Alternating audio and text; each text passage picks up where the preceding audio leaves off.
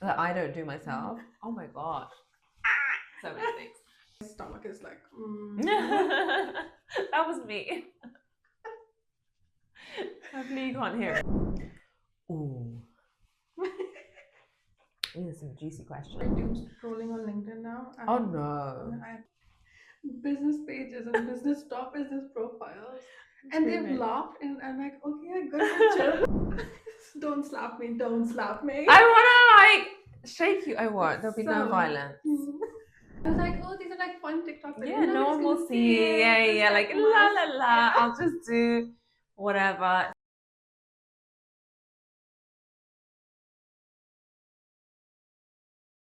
Let's start from the very beginning of your journey. Okay. Because I've seen it, like I've seen your LinkedIn, I've seen it all.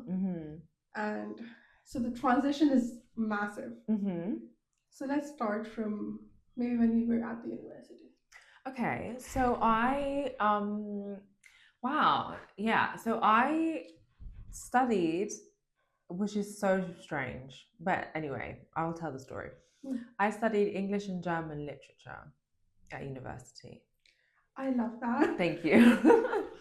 This is a very unusual combination of subjects. There were 4 people on my course, including me. Yeah, the English department is very big. I went to the University of Warwick. Yeah. English department is huge, very, very prestigious, very great. The German department was smaller, but it was still pretty big. There's still quite a few people that were doing German. So I did English and German literature, and I spent my 3rd year living in Berlin. Yeah. So I studied at Humboldt University. If you know Humboldt University, then you'll know. So I studied there for a year, just to, lots of courses have that, where you have the language in there, and then you go and learn more of the language and more of the culture and things like that. Then I did a master's degree in journalism. So very different. Like, So do you know German? Yes. So at the time, that's amazing. Quite some time ago, I was living in Germany and speaking German. Well, that's fun. To people, which is great. But German people's English is very good.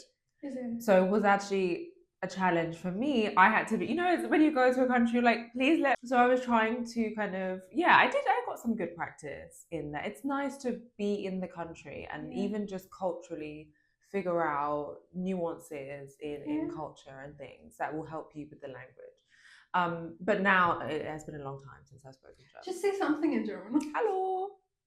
Something else. Hallo, ich heiße Phoebe. Oh, that's nice. So my name's Phoebe. Yes, correct. I love that. Yeah. You belong there. I do. I love Berlin. Like, one thing, I love Berlin. I go there and I get my currywurst and I get my, my different things. And I'm like, oh, I love it here. It's a great place. It's a great, it's very tourist friendly because, again, they speak a lot of English and there's lots of tourism there anyway. But that was an amazing experience. Scary, obviously, at the age of 20, but it's scary, but it's nice. It was fun. Yeah. And then Berlin, I've heard it's like the place to be. Yes. Yeah. It was very. It's so funny because I kind of describe it. It's just like Shoreditch. Like, if you imagine like Shoreditch, where everyone's in trainers, everyone's like cool and arty. Like that's Berlin for me. That's interesting. That, I don't know, it's very similar type of edgy and fun, and everyone's very relaxed, because there was me with my heels, because to me, if we're going out, we're wearing heels and we're having cocktails, and there's no cocktail, there's no, especially at that time, is beer is the drink of choice, and we're wearing trainers, so I learned very fast. That's really nice though. I did not know that. Yes. Fun fact. You keep surprising me. Yeah. So after your German and English bachelor's, you moved back to the UK? Yeah, so I came back here for my 4th year, in Coventry, where the University of Warwick is. Yeah. And then I did a master's degree in journalism at Brunel in London. Because I did the English and German not really knowing what I wanted to do, but I knew English was my favorite subject ever. So I wanted to stand out and have something a bit different. So that's why I kind of did the German side of it. Because everyone was talking about, oh my gosh, the job market, you have to, everyone does an English degree, so you have to have something different edgy. And unique, edgy, very edgy. So that's, why I kind of did something different. And then I wanted then to be a journalist because I'd heard about this thing called journalism. You could write and get paid to write. So that's I thought, that's amazing. And I wasn't really a writer in terms of like writing books or fiction. That wasn't really my interest. It was more storytelling. So I did a master's degree in journalism. And I remember in the summer when I was doing my final exams, there's a charity called Creative Access. They're an amazing charity. Their whole mission is to get more diverse people into the creative arts. And so they had these internships that they had kind of set up this deal with some of these different newspapers and publications, and one of them was CNN. So I went for this internship, I put myself forward, and they kind of help round you out with the application and things like that. So you have like a really good chance. And I got this internship at CNN, but I hadn't actually finished my exams. So I remember taking 5 days off. I had 5 days holiday from the 3-month internship. And on each of those days, I did one of my exams. So I was like, oh my gosh, how am I going to do this? But you did it. I did it. Yeah, it would be tough. It would have been tough though. Yeah, but I think you like, what are you going to do? Say no to CNN? Exactly. What are you going to do? Not do your exams? Yeah. You have to just adjust or like figure out. Yeah. And you did. I did. Thank God. So after CNN. Yes. Then. So I was an intern at CNN, and they have a very good rate of taking interns to full-time employee at that time. Anyway, it was lots of interns became full-time staff members. And I was on a contractual basis, but they were working full-time.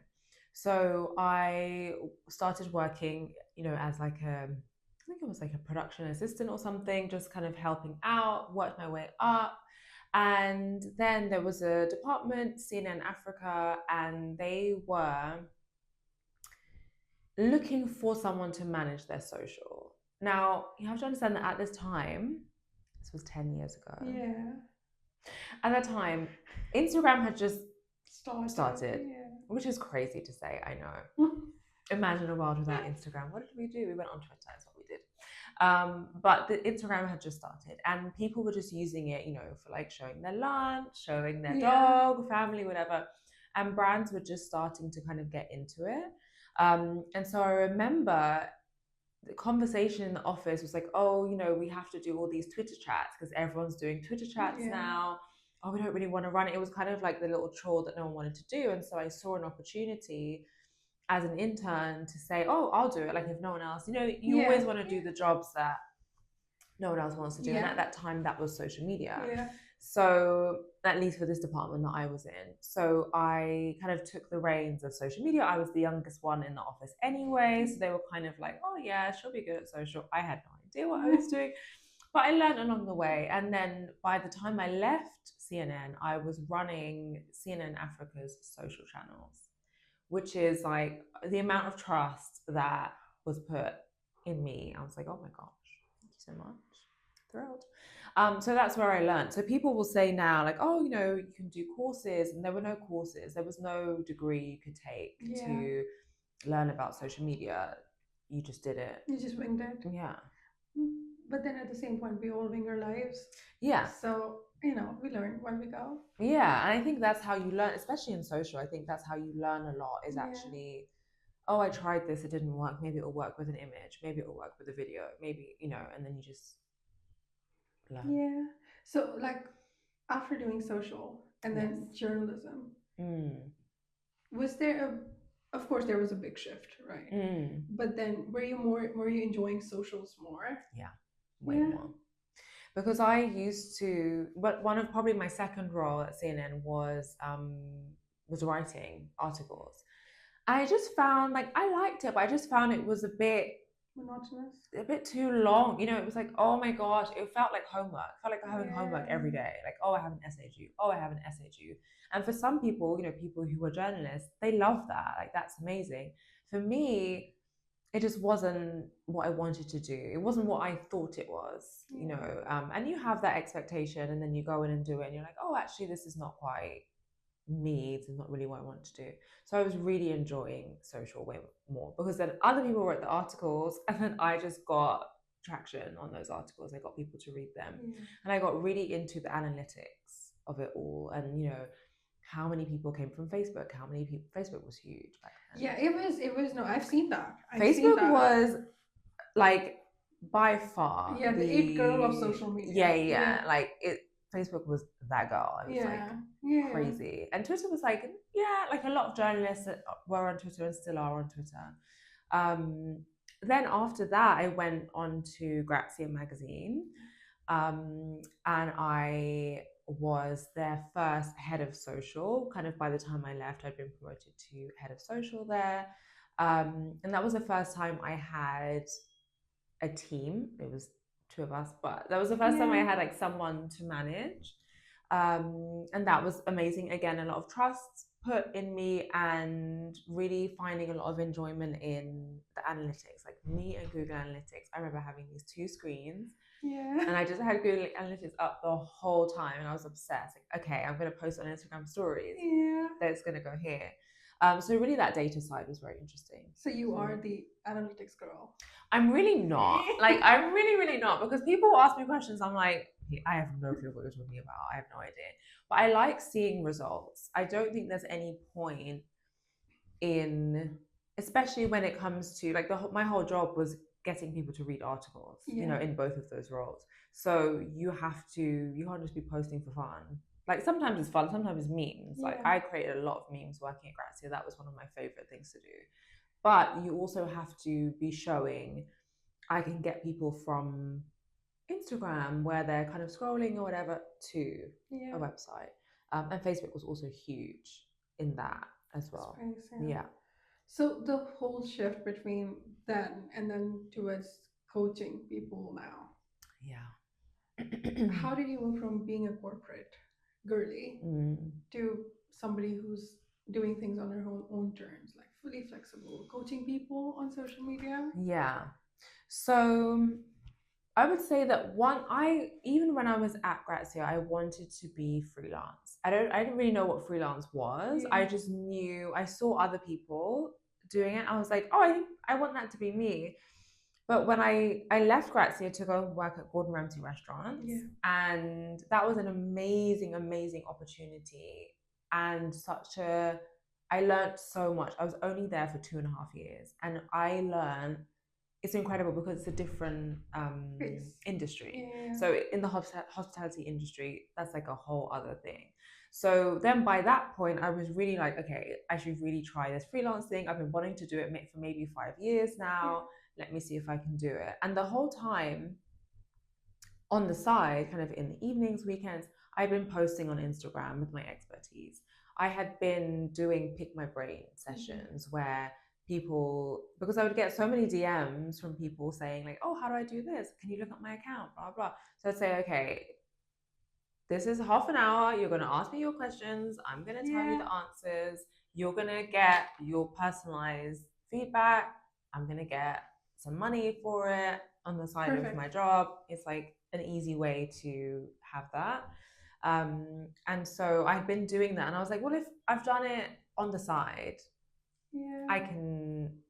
So it wasn't just like left and I've never done it before. It was like, I've been doing this on the side at the weekends, and now I'm just going to do it fully transforming into it. Yeah. Do you like was it the flexibility of things, or was it that you could actually teach people into doing things that they really wanted to do? What was it that really was like, okay, I'm going to go freelance, that's it? That's such a good question. I think there's 3 things. Okay. The first thing is helping people, because I saw in those short half an hour sessions, or even in DMs I've had with people over the years, people are so talented. Like, it blows my mind. you meet someone, you're like, oh, like, how did you even think of the idea? How did you even go about this? But they need help because no one knows who they are yet. Or you see their representation on Instagram and you're like, oh, this is not representing who I saw on that Zoom call. And so I want, and also from a monetary perspective, they're not making the money they should be making because you can see the talent they have, but they're like, oh, I don't want to pitch a brand or blah, blah. So I thought, okay, people need this help. It's really fulfilling for me to give this help to people. Yeah. So that was the first thing. I need time to be able to put together a program and work with people and have 90-minute calls, 2-hour calls, whenever people are free to do that. And then the second reason was the flexibility as well of spending time with my family, or, you know, not commuting in London, you know, every day going into an office, and have it being in that environment. And from a health perspective as well, for me, this is not the healthiest place for me, you know, sitting down all day or standing up all day or eating, you know, running out for lunch and I've got half an hour. It just wasn't, I knew that was not good for my body. And the third reason, have I forgotten the third reason? No, the third reason was and maybe it's a selfish reason, but I was kind of tired of being overlooked. And I think working in social is a behind the scenes job. And we know that when we go into it. But everyone else was getting the praise. It was like, oh my gosh, wow, this amazing campaign. I'm like, yeah, sorry, hi, that was actually me. But you don't get that with a social role. And now it's getting better, I would say, and more it's like, give that intern a raise. Yeah. More people are more understanding that there's someone behind these campaigns. But yeah, probably from a selfish perspective, I was like, no, I want to get my name out there. I want to build my personal brand. I think that's very, very important because recently I thought I should start on LinkedIn because I've never really posted a lot on LinkedIn. I used to do Instagram because Instagram was that fun side of me when I was 18, 19, and just used to make these fun little videos, but never like proper Instagram girl. And then when I got into the whole marketing space, I was like, I think you have to shout about yourself first in order for people to see your value. So yeah, I think it's really important. You need to market yourself. Yeah, I saw this TikTok actually. I was gonna say I read an article. No, I saw it on TikTok. I saw it on TikTok and it said people take their cues from you of how big a deal something is. So we all have that person in our lives who hates birthdays, right? Yeah. And so they hate birthdays. They don't want to celebrate it.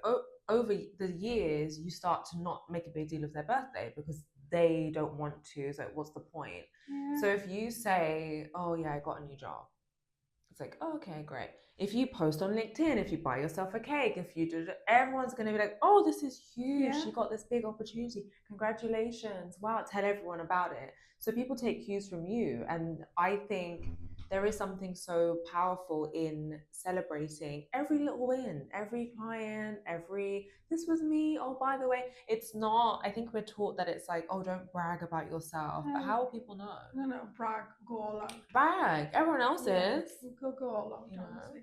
So CNN, Grazia, Gordon Ramsay. What part, because these are all like top tier names. Yes. What part of this still does not feel real to you?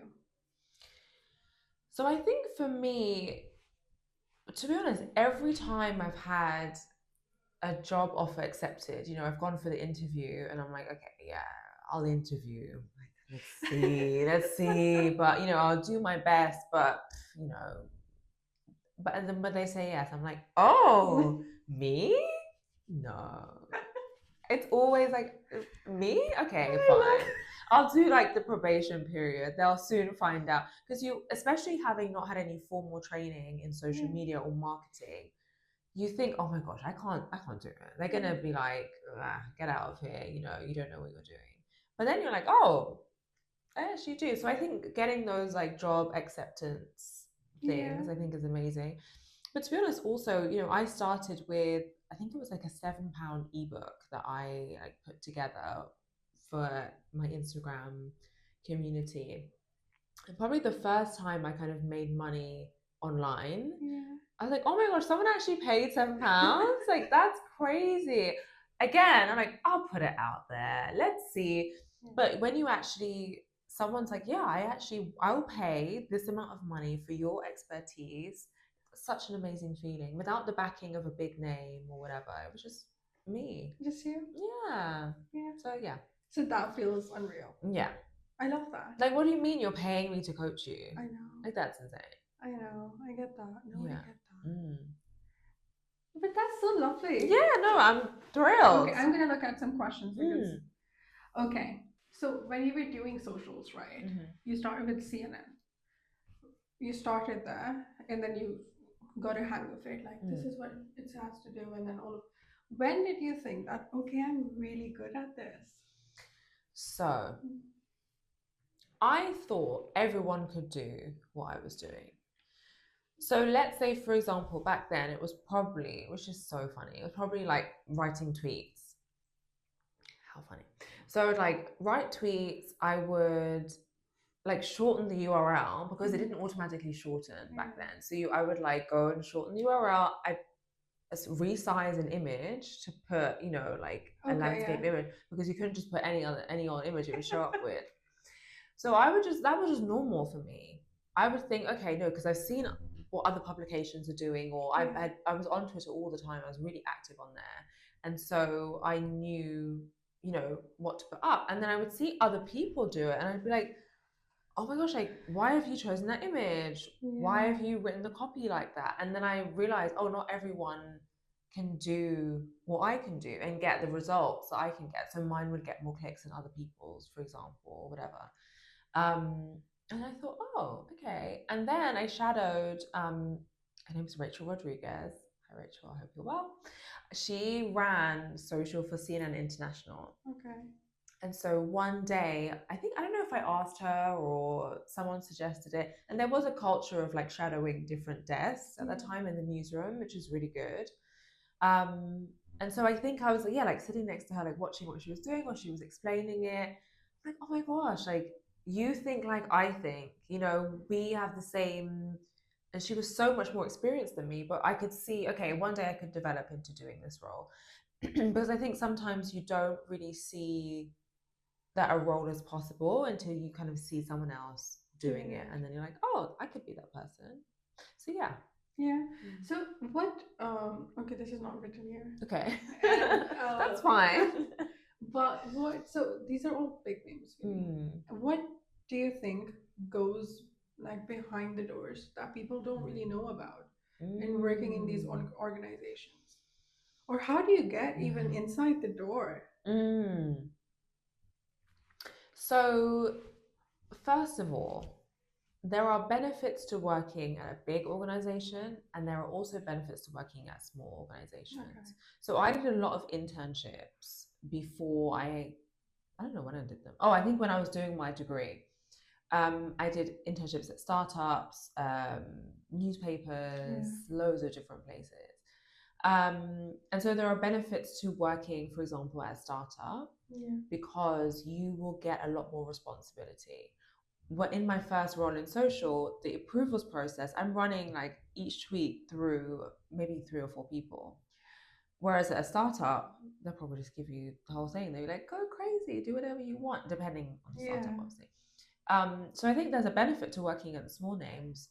I always went for the big names because that was, for me and my cultural background, it was like, the bigger the name, the better, basically. It's like, who are you working for? Oh no, you need to work for a name brand. It's like, well, you don't really. Like, it's the same. You may get better experience working somewhere else, but that was, and it's, you know, people see those names now and they're like, oh wow, you know, we'll take you seriously, which is great. So that it works in that way, but there's benefits also for working for a smaller organization, and you may move up quicker as well. Then how to get in the door at these places is building your personal brand. Now, especially, people are looking at your LinkedIn for sure.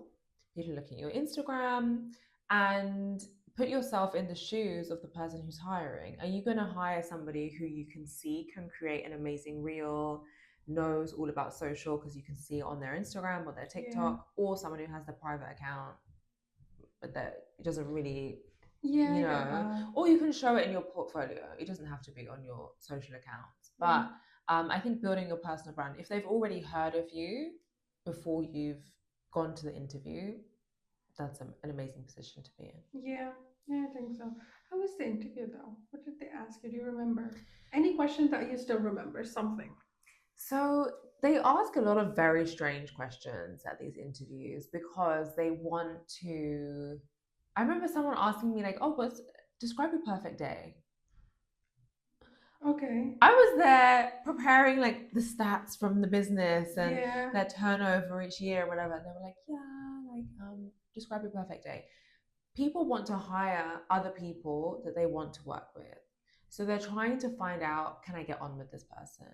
And I didn't realize that until I started hiring people, because I ran a team of 8 in my last role, many of whom I hired.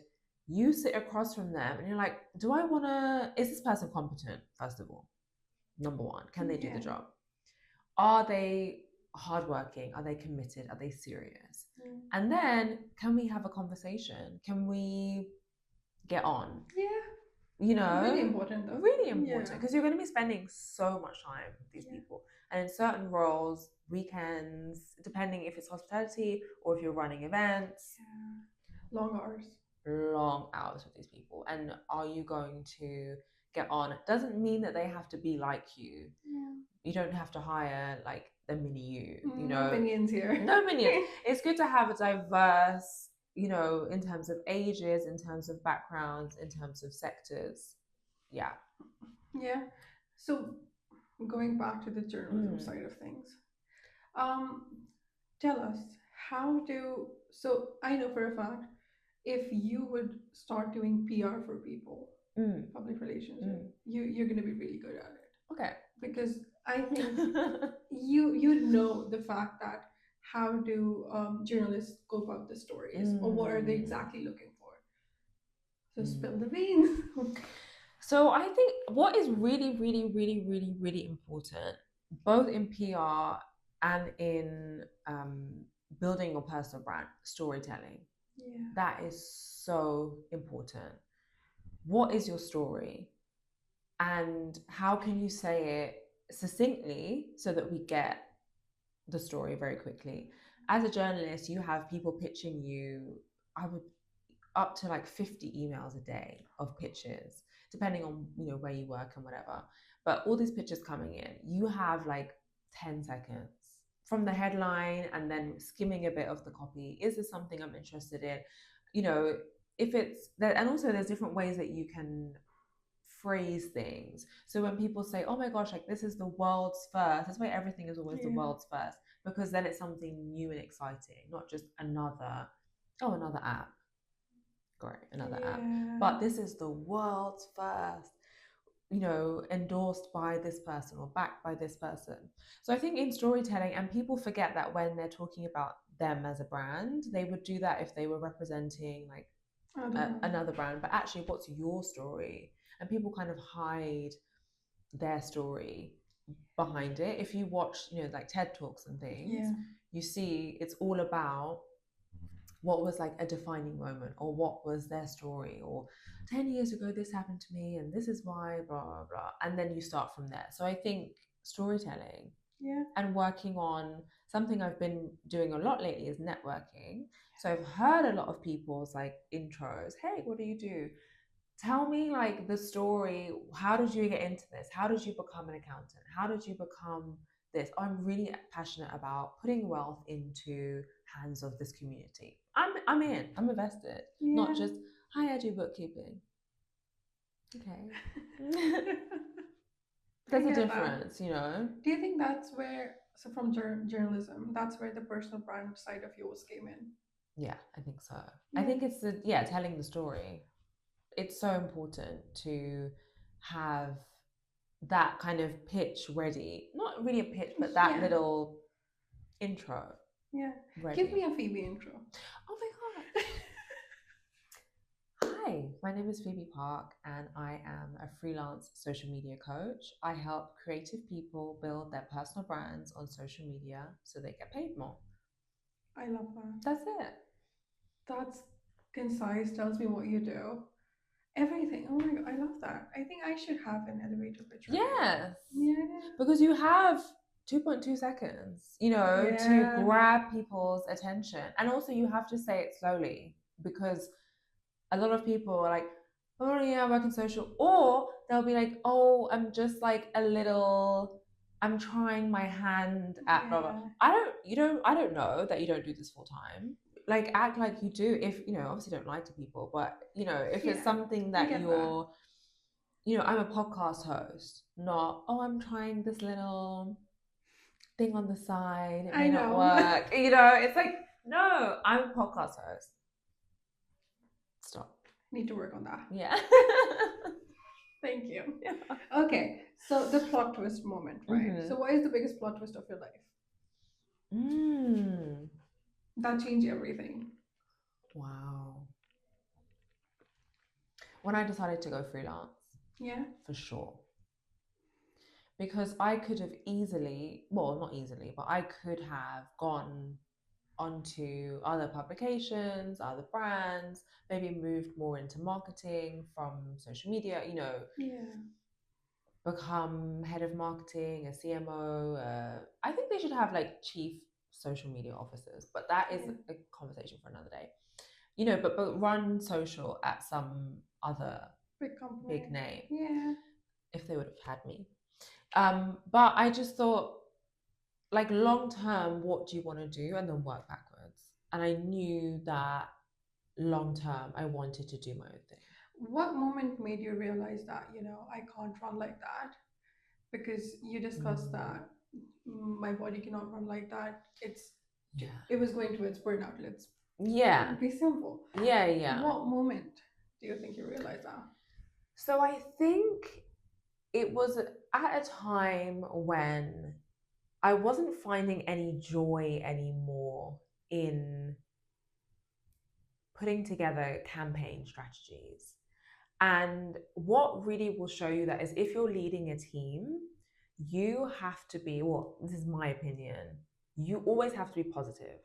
Nobody wants to be led by somebody who comes in, like slouches in, oh gosh, can't believe I'm back here again. Imagine the rest of the team, how they're going to feel. So you always have to be, woo, I'm having an amazing day, I'm having an amazing time. And I felt that it was not really aligning with how I really felt inside. Yeah. And then I discovered Pilates, which I love. And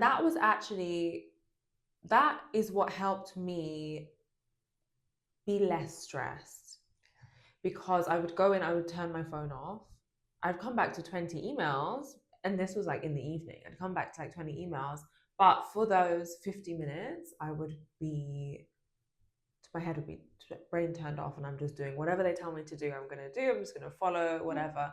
And then you kind of realize then like how switched on you are all the time when you have that 50 minutes of relaxation. You're like, oh, that feels amazing. I want every day to feel like this amazing. So I would say, somewhere around that time of leading a big team and then just wanting a bit more relaxation. And then there were things that come up during the day, during the week that you want to go to and you can't because you're working. Yeah. It's like anything at 11 o'clock. So emails in the evening though. And that's actually on me. So I had a work phone. Okay. So really why was the work phone with me at Pilates? I think you have to also know your own personality. Yeah. And I am somebody who I'm always going to look at the emails. I get that. I'm not going to be the person who has the discipline to put the work phone away for the evening and then come back to it in the morning, because I'm like, oh my gosh, what could have happened in that time? So, but many people are able to find that boundary, and like that's fine. But also working for an international company, there will be emails at all different times. You can't stop. It says, do not email me at this time. Yeah, they're going to, and they don't expect you to come back to them because they know time difference. Yeah. But for me, I struggled with switching off. Yeah, I do too. Honestly, can't switch off. It's hard. But it's just finding the balance. I'm trying to. Honestly, we all find you found Pilates. Yeah, you find something that helps you. So some people have, meditation, or there's so many different. What's the bravest thing you've done in your career? Quit my job to go freelance. Yeah. Yeah. That's the bravest thing you've done. Yeah. I think you've done quite brave things. Oh. Going to Berlin. Yeah. Betting on yourself. Yeah. Actually, what? Not me not knowing myself at all. No, I think actually the bravest thing I ever did was post on, this is so silly. No, it's not silly. It's not silly. Great. Post on Instagram about my social media expertise. Because up till that point, it was like going out to dinner, like little outfits, being cute. I mean, being cute to me. And I don't know what possessed me, but I was on Canva. I know what happened. I'll tell the story. I was supposed to be going on a date with a boy, okay?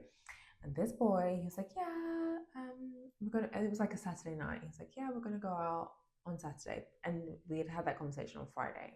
Yeah. Bear in mind, I was young.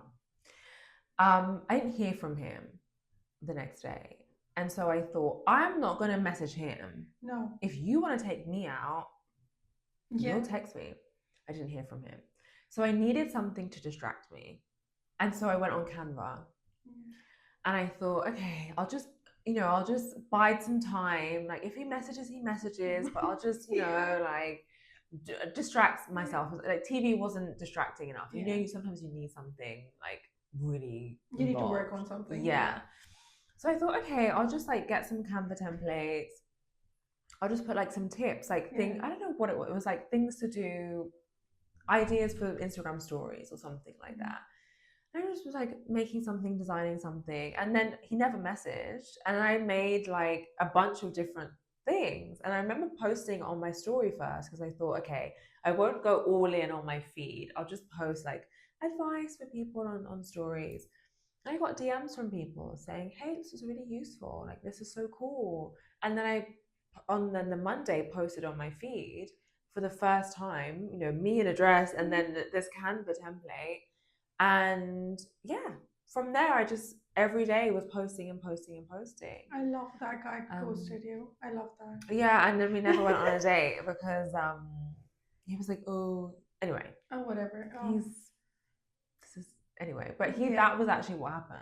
Because it's often, I don't know, everyone has this story of like, oh, well, inspiration struck me. It's like, no, I'm trying to distract myself because of a boy. Like, let's just be so real about it. Yeah. So that was brave, I think. Because all my friends and family, my colleagues, the worst thing for me was going into work and people being like, oh, I've seen your posts. Why? Because I was so embarrassed. You know what? I read this post recently that embarrassment is the key to whatever comes next. Yeah. And something good comes next. Yeah. Every single time. Because those same people, and they weren't doing it they weren't being mean. Yeah. They were just saying like, oh, I saw your post, like, cool, whatever. And then those same people are the people who then booked sessions with me and were like, oh, show me how to do. So it was all in my head of, oh, it's going to be so embarrassing. But, I think it's fear of being seen, which is a huge, huge thing that lots of people struggle with. So I think that was very brave. Yeah. So you struggled with the fear of being seen? Oh, absolutely. I didn't show my face. I still barely show my face on my social media. I think it's that thing of safety. If I just hide behind the Canva template, nothing bad will happen. No one can say anything mean to me. But I think people buy from people. And so it's good for you I always advise people to show your face as much as possible because it's that human side. Coming to that, what do you advise to people that you don't follow? That I don't follow? Yeah. Something that you say to your social media, whoever comes to you for coaching. That I don't do myself. Oh my God. So many things. That's so funny. Showing their face. That's the number one thing. I'm always like, people buy from people. You have to show your face. And then for years, for probably 4 years, I had my profile picture. Yeah. But I just had Canva templates that whole time. I didn't show my face at all. I do it sometimes now, here and there, especially on LinkedIn. I do it quite a lot on LinkedIn, but it's just like a selfie or something. But I think it's so, even just like, I don't think I've ever done it, talking to camera video, ever. Really? Never. Oh no, I have recently, but it's not my usual style. So I always say to people, yeah, like you gotta show up and show your face and just talk to camera, and I never do it. That's really bad. Yeah, so fear of visibility. What else? I'm not letting you stop there. Oh my gosh, what else? Well, I always tell them to pick a niche, and I talk about the same thing over and over again. So I do follow that. Probably up until a couple of months ago, I would say the networking, I was quite bad at that. So going out, pitching yourself to people. If you go to an event and there's people talking on stage, ask, oh, what's the criteria to get on the stage at the next event? Have I ever done that? No, I have not. Should I do that? Yes, I should. So that's probably something as well that I don't really do. You've been on the stage, right? Yeah, I have, but I've never applied. I've never asked to go on there. I've had people invite me to go and speak on panels, and that's fine. I love a panel because you have the conversation of other people. But yeah, I haven't like put myself forward to go on it. Something I'm working on. Yeah, you should. But do you think if you get like a solo talk, right? Do you think, how would that make you feel like? Because it's been now do you think you'd love to do a solo talk, or do you think you're gonna stay in that panel situation? I'm a big believer in this thing of the zone of genius. Okay. Which is lots of people try and do, and especially on social media, you'll try and do what everyone else is doing. Oh, everyone else is a founder, I'll be a founder. Oh, everyone else is doing things on Canva, I'll do things on Canva. But what is your zone of genius? My zone of genius has always been writing. So I write my weekly newsletter and I write my Canva content. My zone of genius is not standing up on stage and talking in front of a big group of people, probably because I don't have as much experience doing it. But some people do that and they come alive and they love it. I love being in a smaller group of people, being one-to-one with people. That's why I do one-to-one coaching as well. I think that's where my best ideas come out. Sometimes I say things, I'm like, oh, I'm going to write that down. That was a good one. But then we're speaking in front of a larger group. I don't think I shine in that. So I would never say no to it, but I think it's really important, instead of like beating myself up for not being an amazing public speaker, why don't I just continue doing the things I am good at, But I think on social media, you see, oh my gosh, everyone's doing a TED talk, everyone's on a panel, I have to do that. It's like, no, actually, maybe you're an amazing Substack person. Yeah. Be an amazing Substack person. Yeah, true. In terms of social media, do you think, what I think is that LinkedIn has a bit of like professional, mature side of it. Now things are changing where people are shaking up with like personal brands, fun stuff, all of that. Love that. What do you think is like your favorite platform to be on? Ooh. These are some juicy questions. So as of right now, it's LinkedIn. Yeah. I love me some LinkedIn. Previously, it would have been Instagram and TikTok. I do like TikTok a lot. I think LinkedIn for me is so easy. Again, because writing is fine for me. I have no issue. I can just open up LinkedIn, put a picture on if I want to, and move on with my day. Yeah. And I get engagement and people, because less than 1% of people post on LinkedIn. So your things are actually being seen, and also depends on your target market. My target market are on LinkedIn. And so that's kind of where they're seeing me. Instagram for me right now feels just a little bit more difficult. Cluttered. A bit cluttered, not as intentional. I can get very easily distracted on there. I'm not spending as much time scrolling on there as I used to. I'm spending a lot more time on LinkedIn. Yeah, same. And I find actually LinkedIn less addictive. So I'm not going to waste 3 hours scrolling on LinkedIn. Yeah. I'm usually on my desktop, to be honest. But I could easily open Instagram and 3 hours later, still be there. I know. But I've started doom scrolling on LinkedIn now. Oh no. At night. It's really Yeah, just we can't make LinkedIn the doom like another place for doom scrolling. I have left unhinged comments, business pages and business profiles, and they've laughed, and I'm like, okay, good, chill. That's fine. That's okay. So funny. So what's one thing that you think people or creators, right, on LinkedIn, Instagram, TikTok, are doing wrong in 2025? Where do I start? No, the number one. The number one thing. Well, no, I'll give you two. I'm so sorry. Number one, not posting anything because they're scared. I understand them being scared. That's why I work with them, to not be scared. Or be scared, but still post something.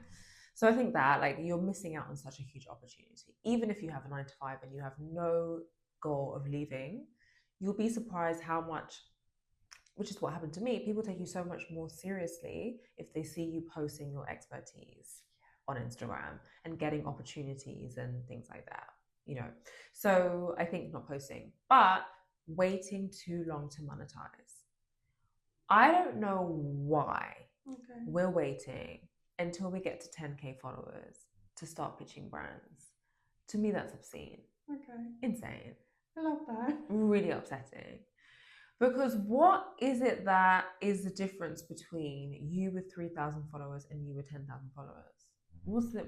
I don't, explain it to me. I don't get it. Okay. Like, I don't. So, well, I think. Yeah, tell me. I'm curious. Because I do believe in that, but not fully. Okay. So I would collaborate with a brand. Done that recently.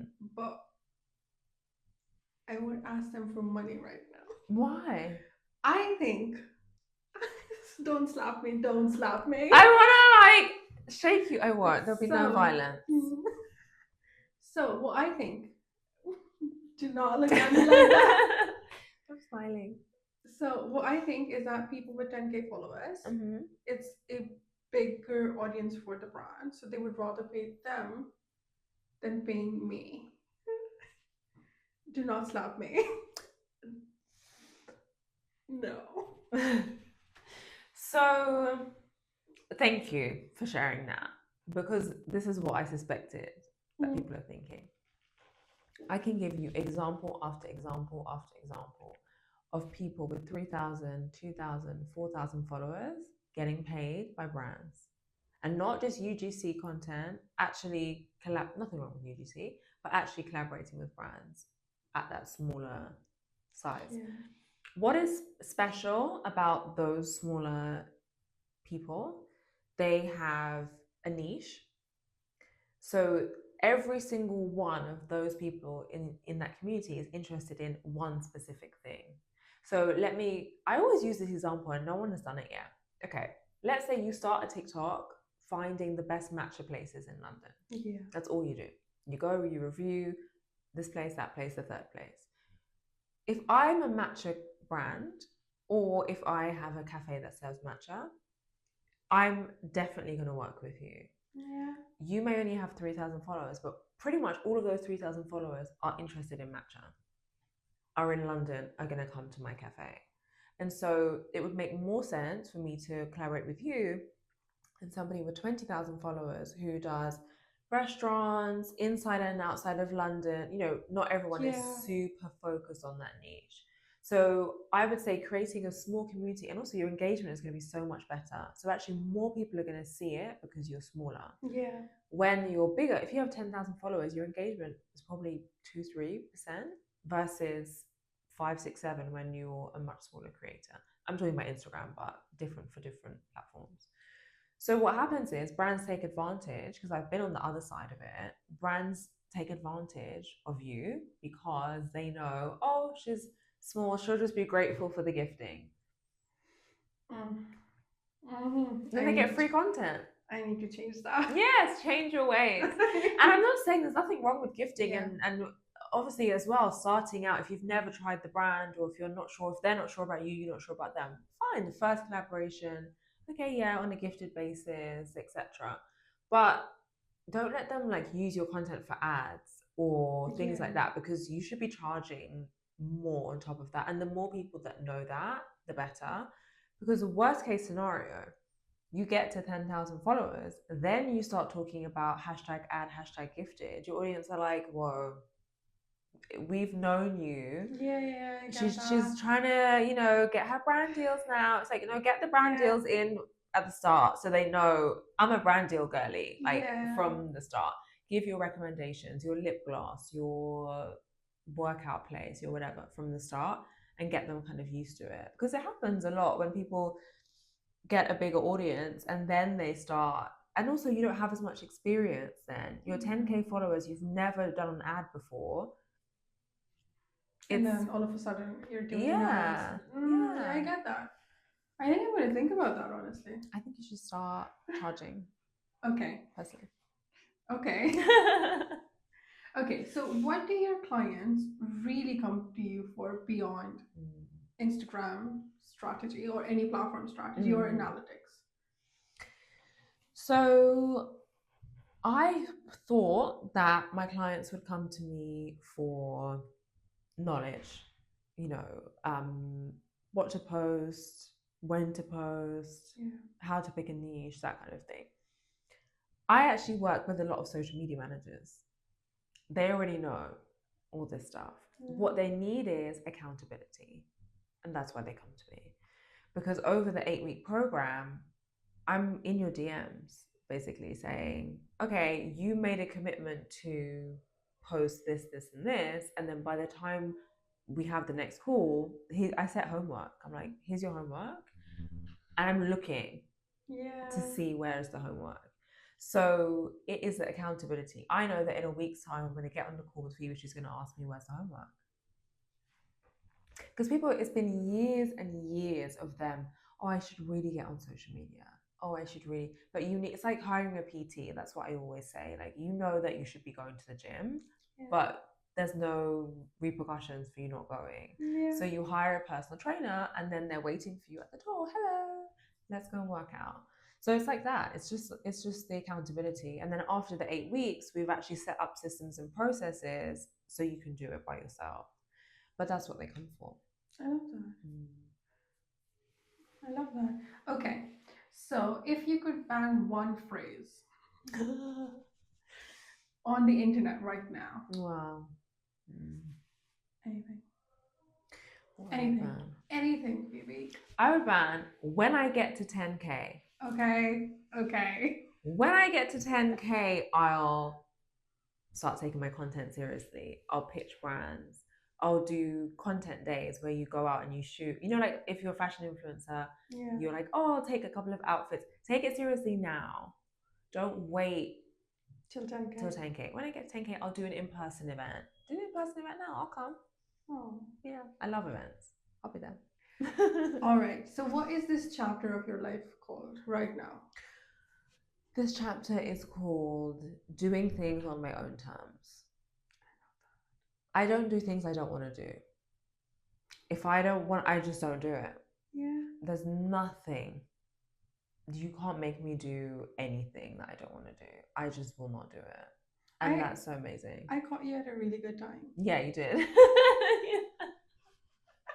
I think I said to you, I was like, I'll say yes to anything. Yeah. Like, if I want to do it, I'll do it. And I'm so glad I did. Because you can sit and have a conversation. And it's funny, I think when people are pitching as well, one thing that really bugs me, okay, wait, maybe I'll ban something else. Yeah. But I just want to say this one thing. One thing that really bugs me is if you're pitching someone for something, don't say it will be really good exposure. Oh, yeah. Yeah, I don't like that, no. that is, it's like when a brand wants to work with you, but they don't want to pay you. And so they'll be like, it's going to be such good exposure. Like, this is going to be really good for you. No, say it how it is. We're offering this in exchange for this. We don't have budget, or we don't have this and that. Then I can decide, oh, I love the product, I'm going to do it. Yeah. Instead of, this will be really good for your career. Like, it's like I get to decide what will be a good move for me and what won't. Yeah. So yeah, great for exposure will also be banned. The very funny part is that when I was finding like people that I want to sit across from, like you, and the first message that I did was like really random, and it was like, this is random. I don't know what I'm doing, but I know there's something's gonna come out of it, or people are gonna learn. And people replied. Yeah, because you're honest. And then I was like, I don't have any gears or anything. I would literally rent a room and we're gonna sit and yap. And that's it. And they're like, yeah, let's do it. But how refreshing. Because everyone else is saying, this will be great for your career. We have this camera and it's going to be in this amazing. Like, you can't flatter me with like, wow, amazing cameras. Like, because I don't care. Some people do. I don't care. I don't care about what podcast studio. Oh, we're going to the prestigious. I don't care. I don't care. I want to have a conversation with a normal person, talk about social media.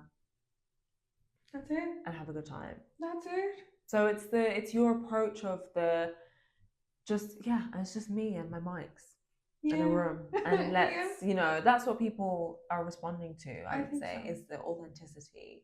I think so. Yeah. I think I was surprised.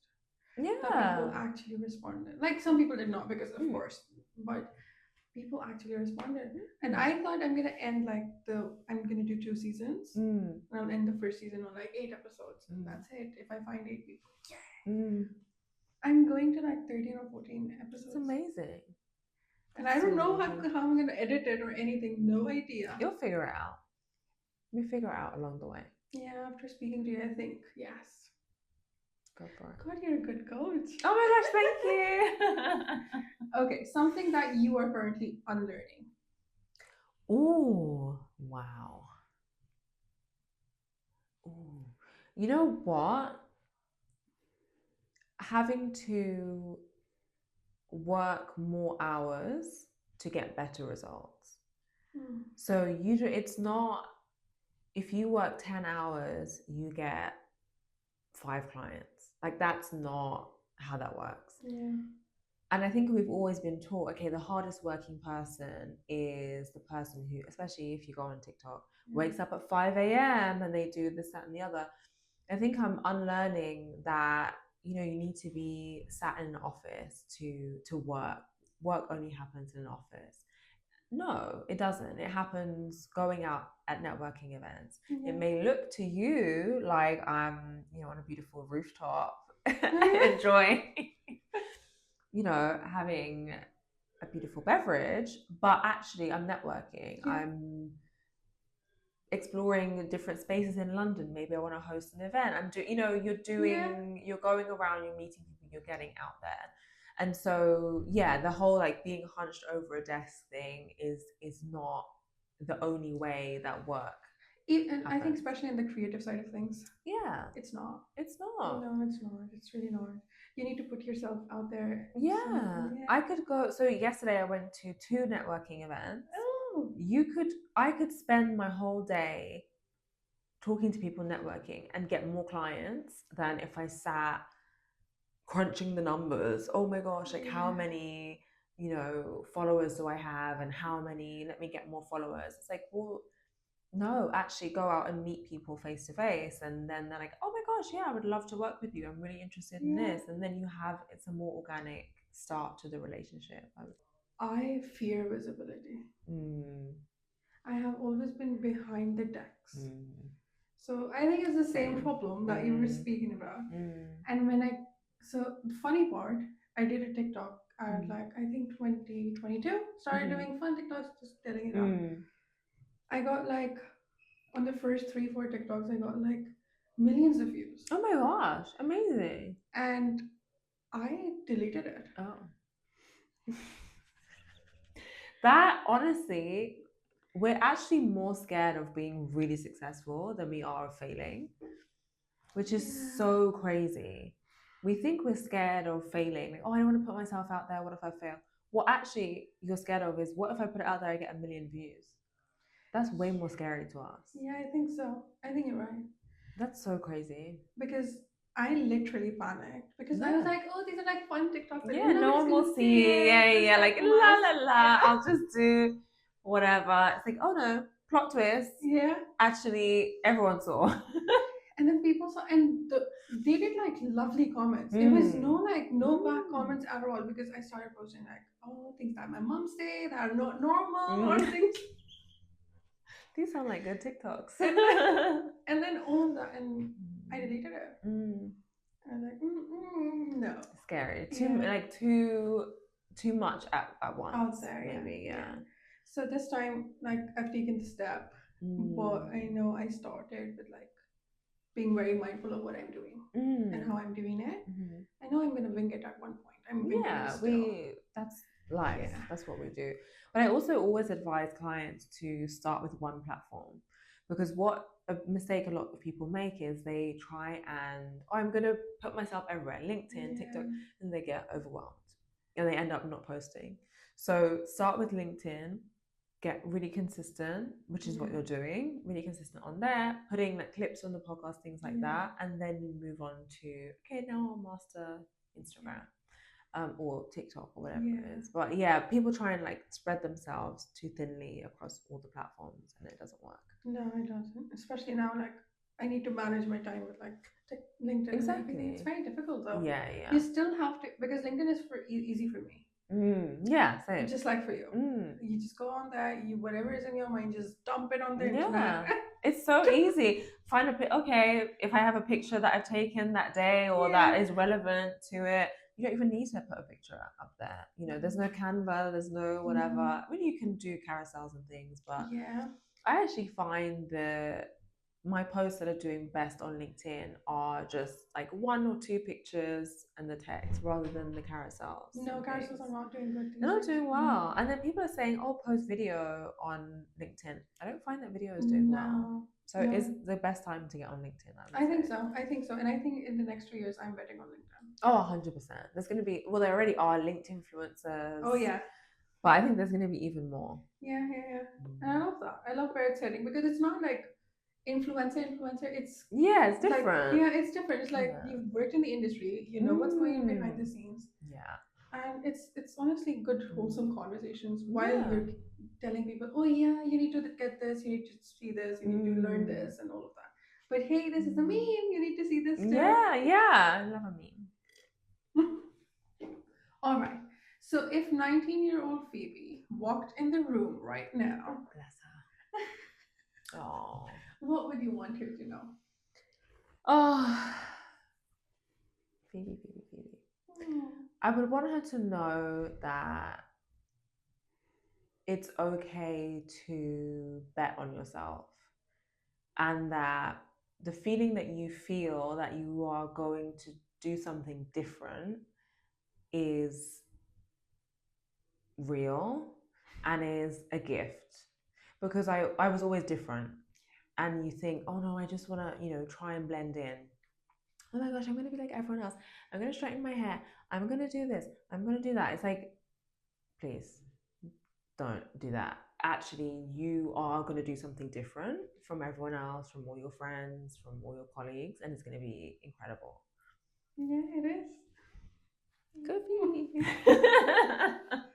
All right. Episode dedication. Any person, any celebrity, honestly, anybody, present, past, celebrity, anybody close to your heart?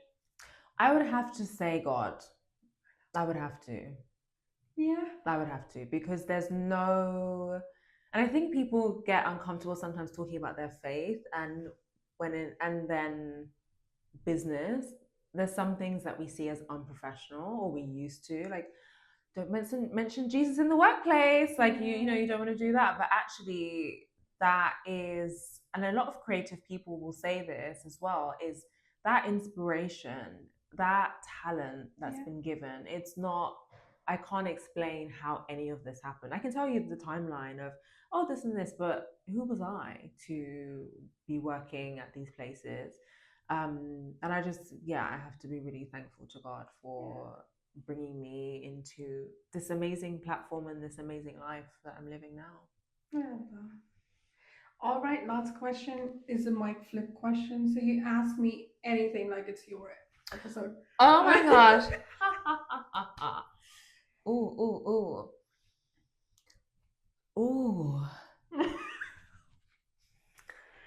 What is cooking in your brain? I don't know. There's so many options. I'm like, do I ask something that you asked me, or do I find something new and something juicy? Okay, what is something that you hate about social media and marketing right now? Everybody's too fake. Oh, that was a good question that I asked. Okay, tell me everything. I really think everybody's too fake. Everybody's thinking that they have their shit together. They don't. Nobody has their shit together. Let's be real for once, right? This was such a good question. I was so glad I asked because I had so many that I was going to ask. It's so true. Why do we have to be fake? It's so, especially on LinkedIn. Yeah, why? Like, so true. I post about analytics, like what I've done campaigns once or twice on LinkedIn. That's all I've done once or twice. If somebody wants my work, I have portfolios made and posted everywhere. Just be authentic. Just be yourself. And I think everybody is manufacturing these like different types of personalities that they don't really have. And I'm just like, just be yourself. You're unique. You're just like you said. You're unique. You're perfect. So I used to think that blending into the whole marketing world would be really difficult for me because I'm not a fitting in kind of a person. Wow. Yeah. That's so true though. That's really, I think I do speak, I do speak to people who say, okay, I've seen, like, potential clients will be on a discovery call or something, and they'll say, I really don't like social media, it's just way too fake. And I think, stop following people who are fake. There's so many corners of the internet. Just go on Substack, for example, and subscribe to some newsletters. I mean, I'm sure there's fake people on Substack too, but I don't know that it's a more authentic platform, and you just have people's writing. But find those people who resonate with you and who are not being. You don't have to do that. You don't have to have like, oh, I'm always wearing makeup, and there's nothing wrong with wearing makeup, but I'm always like this polished, perfect. I go to sleep in a blazer, and that used to be me. I used to literally be that person who was like always in a blazer, always, like hair in a bun, like always. It's the corporate way, that's just how we feel we have to present ourselves. But people resonate so much more when you're like, oh, I didn't hit that goal today, and here's what I'm going to do instead. And actually, one of my most popular LinkedIn posts has been 3 big mistakes I made when I went freelance. And they were actually mistakes I made, not like, oh, let me make up some, oh, I'm 10x my revenue instead of 20x my revenue. It's like, no, actual things. Yeah.